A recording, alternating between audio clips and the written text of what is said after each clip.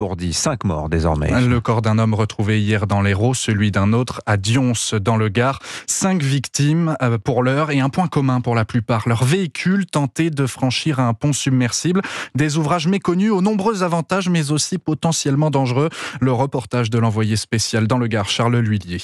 Le département du Gard compte une 60aine de ponts submersibles. Ces ouvrages, rabaissés, sont conçus pour laisser s'écouler l'eau plus facilement en cas de crue. Sauf que parfois, cela peut aller très vite, explique le lieutenant-colonel Éric Agrigné. Le niveau de l'eau arrive au niveau du pont, puis parfois en quelques minutes peut le submerger, le faire disparaître totalement. Évidemment, ces ouvrages font l'objet d'une signalisation par l'information des automobilistes que la voie est barrée. Sauf que ces barrières, samedi soir à Dions, n'étaient pas là ou pas assez tôt. C'est ce que confirment Tristan et Christiane. Ils ont traversé le pont 2 heures avant le passage fatal du père et de ses 2 enfants. Le gardon, lui, il avait déjà débordé de son lit depuis un moment et pour les barrières. Et l'eau, elle était déjà à 10 cm de passer au-dessus. On a passé à temps et on voyait rien et donc on a passé, c'est que c'était pas barré. Des barrières à proximité de ces ponts submersibles qui de toutes les façons ne font pas de miracle car elles sont facilement contournables par les automobilistes. À Dions, Charles L'Huillier, Europe 1. Et 4